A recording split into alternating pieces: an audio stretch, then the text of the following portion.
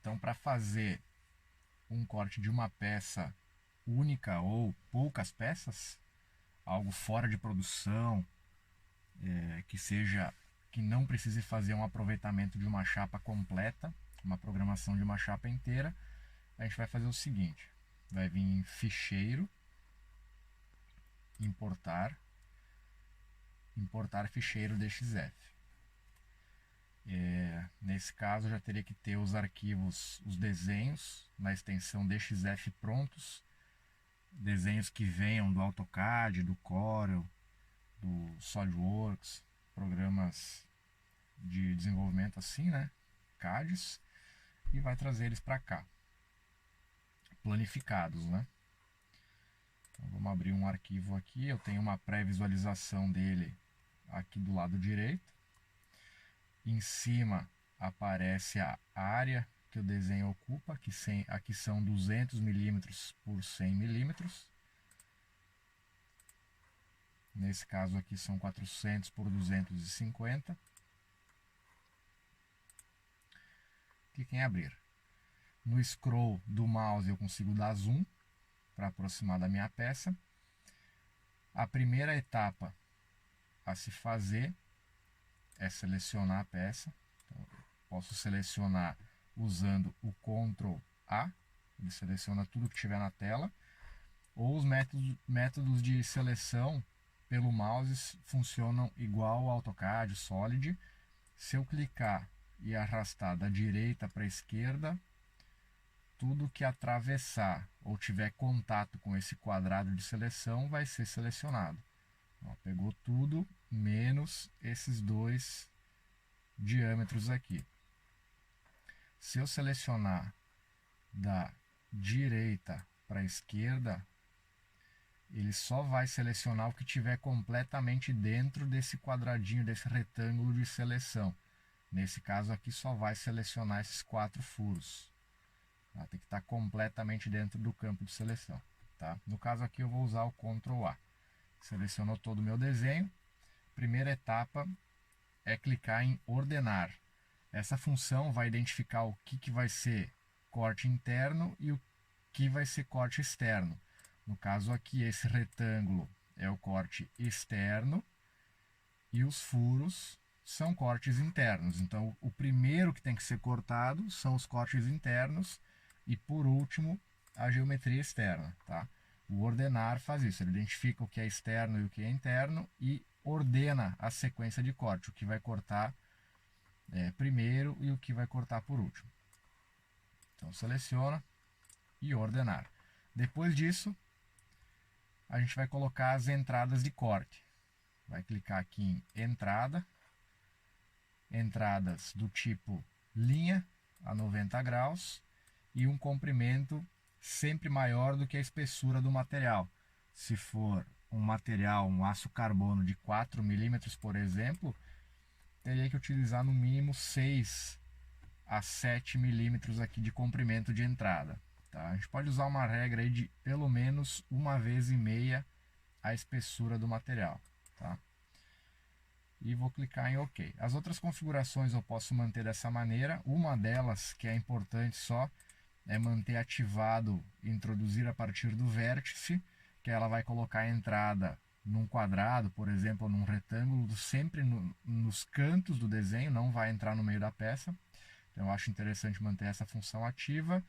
Essa aqui também, ó, apenas gráficos fechados.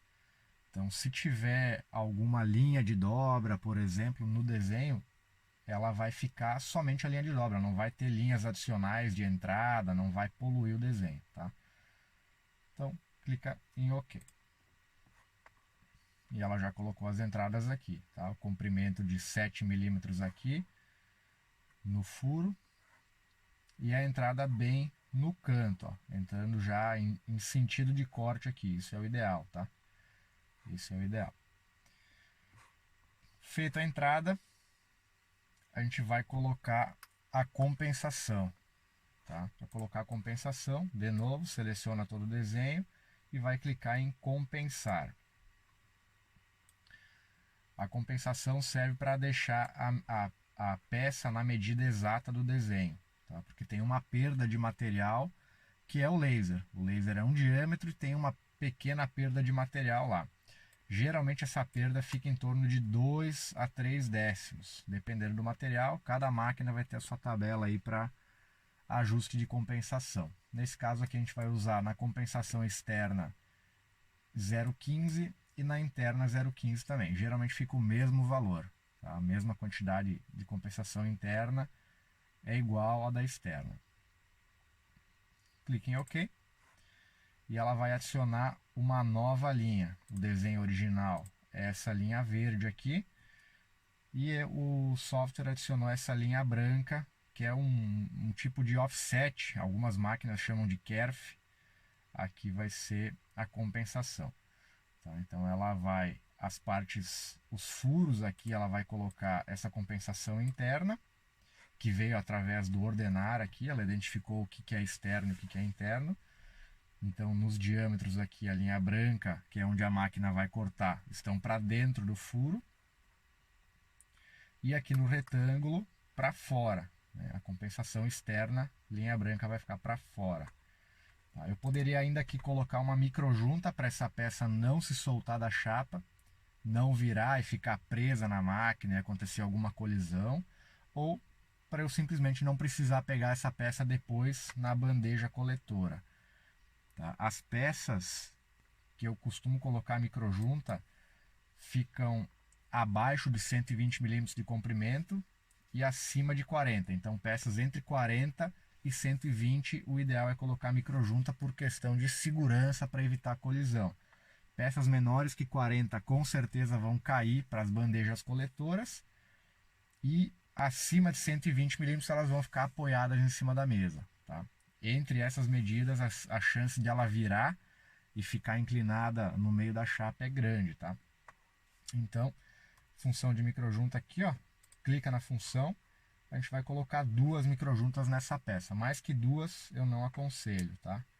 A maioria das vezes eu uso uma microjunta só e na entrada, aqui está a entrada, ó. Essa é a linha de entrada da peça, a gente vai colocar uma bem na entrada aqui. Vamos colocar um tamanho geralmente abaixo de 1 milímetro, cortando inox, geralmente fica 0,75 e cortando aço carbono 1,1. Mais ou menos são esses valores, tá?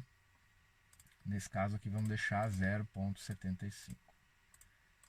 Ela fez uma abertura aqui, deslocou a entrada. Na posição que eu clicar, ela vai colocar outra microjunta. Vou clicar aqui, tá colocada a microjunta. Eu posso fazer uma simulação de corte aqui, né, para ver se a sequência que eu quero tá de acordo. Simular aqui, ó. E ela vai fazer a sequência. Cortou todos os furos, depois a geometria externa. Esse é o ideal. Então, dessa maneira, a peça já estaria pronta para cortar. Imagina que eu precise cortar 4 peças iguais a essa. Tá? Eu posso posicionar a máquina, cortar uma, reposicionar a máquina aqui, cortar outra e assim por diante.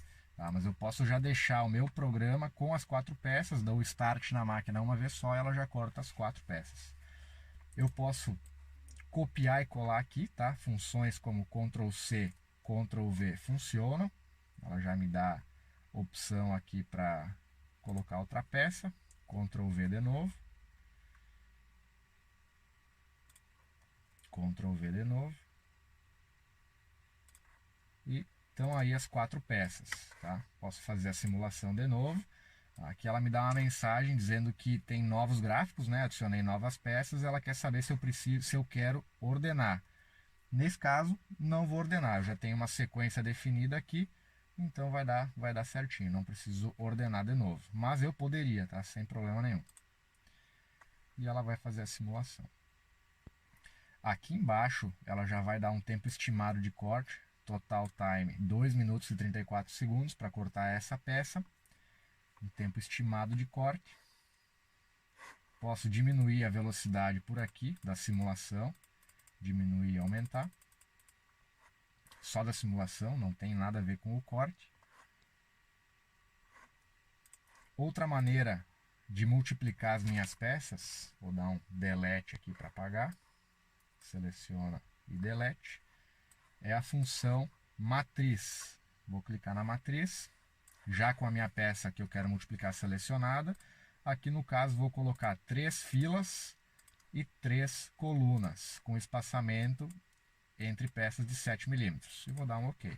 E ela já multiplica as peças para mim. Entendido?